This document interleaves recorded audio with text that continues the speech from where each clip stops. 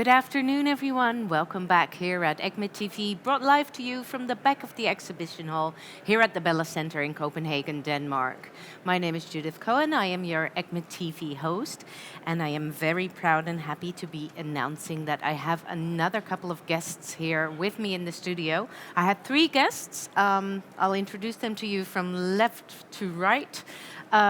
On the far left, we have Professor Bojana Beović, who is a professor in infectious diseases at the University of Ljubljana in Slovenia. A warm welcome to you, Bojana. Next to her is Jeroen, almost right, I hope, for good enough, who's from the Hanover Medical School in Germany. And closest to me is Professor Jeroen Schouten, an intensive care doctor in the Radboud MC in the Netherlands, and also the chair of ESCAP, the ESCMID study group for antimicrobial stewardship. And the reason that we have all three of you together here is because you, Jeroen, and Bojana are coordinating something within ESCMID that we call the AMS Certificate. And Bojana is here because she is the one who receives the certificate or is taking part in this program. So I didn't know what it was before I met you earlier this afternoon. So I think our TV viewers may also have some questions. Jeroen, could you tell me a little bit about AMS Certificate? What is it? Yeah, thank you very much, and thanks for having us here so we can talk a little bit about this course program, because it's an educational program. So the AMS Certificate program is a course program that comprises a lot of courses, and all those courses are actually oriented at making professionals really learn a lot about antimicrobial stewardship. In the end, that's why we call it a certificate. At the end of the 2-year course, people are supposed to gain a lot of knowledge in that field. They're actually expert level at the finish. They will be expert level in antimicrobial stewardship. We call them AMS stewards by that time. Now, we did have courses before as ESCAP on antimicrobial stewardship, but there was such a lot of interest, and the field is so broad that we decided, based on competencies that we've made within ESCAP, and Bojana's been very instructed in that, that we put out these competencies, and we selected among our membership courses that were already there or that were made to really make a full program of courses over a 2-year period. So we have one basic course, then we have 6 obligatory courses, and then we have 8 what we call elective courses. And from those 8 elective courses, the participants have to choose 3 courses. So the total of that will give them the diploma. Not entirely, because they also have to perform a project over the course of 2 years. Yep. So this is a project that's all about implementing a stewardship activity in their own hospital setting. So that's really exciting. It's something also new to education. It's very practical. And finally, I must say that we also have observership program, so people can also choose to do, rather than 3 elective courses, they can do 2 elective courses and 1 observership for 2 weeks in an experience center that has a good antimicrobial stewardship program. Wow, it's interesting. And Bojana, can you tell us a little bit more about how many applicants are there for an AMS certificate, and how do you select which students get to follow this course program? We decided to accept 40 participants in each generation, so to say, because with 40 participants we can still keep kind of a class dynamic. Yep. It is very important that these courses are as much as possible interactive. So in larger group this is not possible. We also have practical work. We go to hospitals. We discuss problems in small groups. And of course, asking me about the criteria for the entry to the course, it is good to have some basic knowledge in advance. So the best part of doctors during their career for the certificate program are young specialists who have already graduated, passed the board exams in clinical microbiology, in infectious diseases, some of them are clinical pharmacists, and then continue their career in antimicrobial stewardship. And this is the very point where they need some specific basic education. Yeah. And what is the time investment for people during this 2-year program?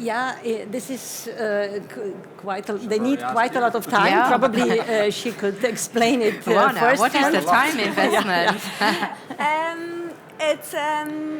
It's a very intensive program, I must say, because we don't only learn a lot, so we don't only gain a lot of knowledge, we actually learn how to implement a program, and that takes time. That to learn how to do behavioral change, it takes quite a lot of time. But it's been quite an intensive year, and I guess the next year of the program will be as intense, because we meet quite a lot. We talk a lot about our project. We reflect on our projects quite a lot. I still think, and the first cohort still thinks it's probably the best investment we've done for our professional development, but it's sometimes it can be tough. Yeah. The best things in life usually take a little, take little some more energy. effort than other things. Yeah. So I'm just curious, which are your elective courses? Which ones did you choose? Oh my God, I have to. I'm sorry, I thought it was an easy question. So I'm really interested in pharmacokinetics and dynamics, and I will attend 2 electives on that. And I'm interested in antimicrobial stewardship in the context of travel medicine and global health, and I've attended those courses. So this is and it's awesome that the program offers such courses. Such diverse courses. Yeah. So it's really an enrichment in your career path, if I understand you correctly.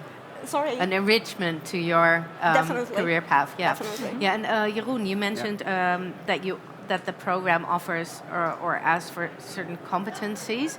The courses that are offered, are they also not just the science, the knowledge, but also more directed towards a skill set that you believe that an antimicrobial steward should have? And which are such skills? Yeah, well, that's a good one. Well, maybe I should give you word, because it's actually Bojana's work who's set out to create those domains of competencies. It's first of all, of course, the competencies means in general knowledge, skills, but also attitudes. And we would like to see the participants to develop on all these three domains or regions, so to say. And one of the most important skills for antimicrobial steward is the communication. And was my next question. Communication with other physicians, with patients, with the authorities, to find a way to improve antibiotic prescribing in a setting, in a hospital or in outpatient setting. So this is also something that we try to train together with the participants. So you're really preparing the AMS, the stewards to work with policymakers and really to take a step in the fight against AMR. I think another important thing is that obviously, and it's already what Bojana said, that behavioral science is an important part of our job. And we're generally in our training programs at the university, we're not trained in that. We're trained in hardcore micro, hardcore ID, infectious diseases, etc.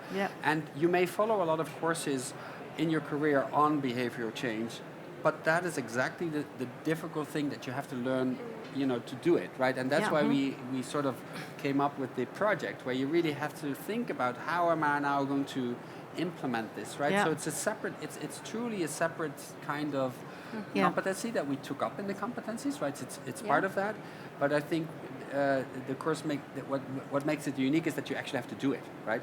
And I just want to say one more thing about that, because obviously we want people to do a project, right?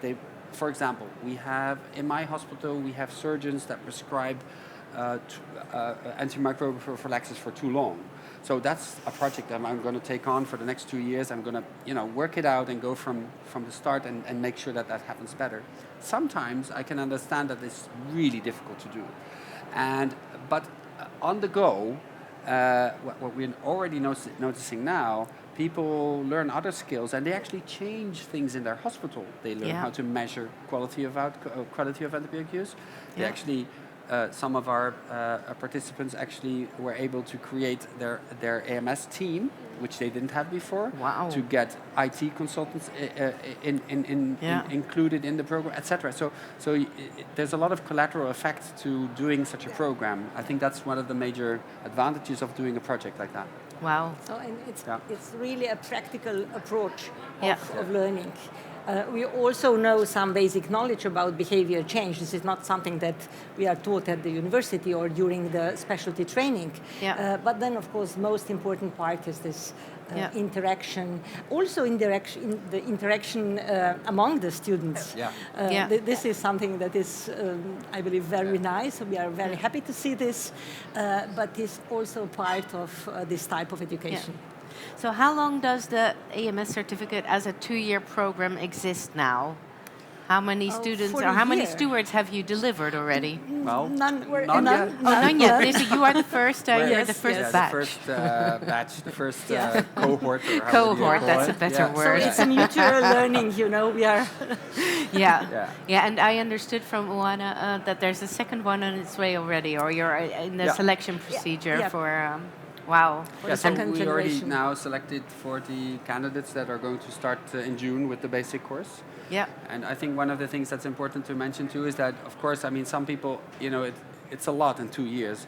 So when you drop out of the program, it doesn't mean that you don't get the certificate. You can still have your diploma in a course period of 3 years as a total. Yeah. So should you have something coming in between, then you can expand a little bit the time. So to make it possible that everybody would get the degree in the end. And just another question: is it available to anyone who meets the target audience to follow the program? Is it possible, or do people need to find grants or financial funding to help them? Is that a hurdle still, or? There are some grants offered by ESCCMID, and also via donation from the industry via ESCCMID. Because it's not also the fee, but in addition the travel. So for some regions, for some countries, it is a burden. But nevertheless, we get participants from all over the world. I'm not sure what you think about that, because it is a lot of travel, isn't it? It definitely is, and because of that, it is very European-centered. So most of the participants come from European countries, but some other from outside of Europe, which is sometimes crazy. What has happened within the cohort is that we kind of built our global village, and we started a peer support program within the program, which is very active, as Jeroen might have mentioned a couple of times already.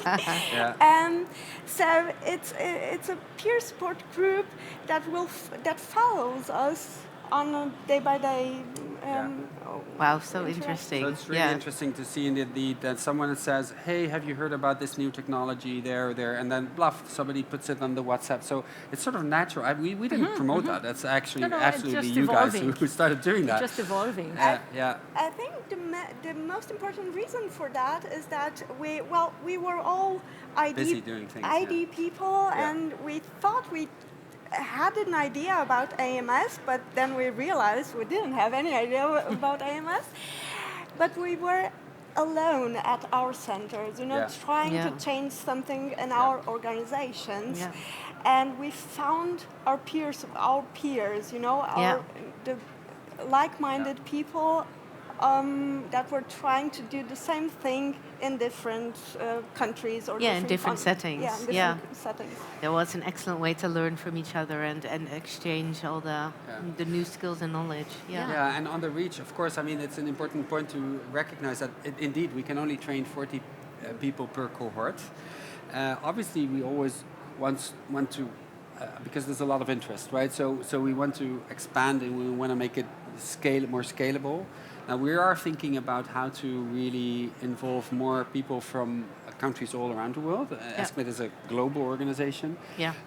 Has global membership, and we have, people indeed coming from far away, that would be a really difficult thing to do. So we're actually at the moment inventorizing how we can make that also accessible for more people around the world. Yeah. Next steps.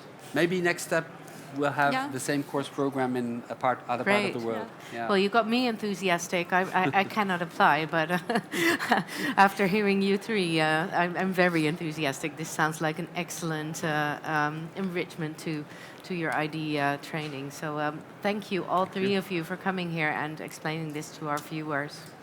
Thank you. If you want to learn or read more about AMS Certificate, look it up on the ESCCMID site. There's more information on that. We will be taking a short break here at ECCMID TV, and then we will be back at 5 o'clock with our final interview for today with Professor Jesus Rodriguez Baño, who was moderating the new format this year, the quiz show, and he's bringing along the winners of the quiz show. So that will be very interesting. So tune in at 5. We'll see you then.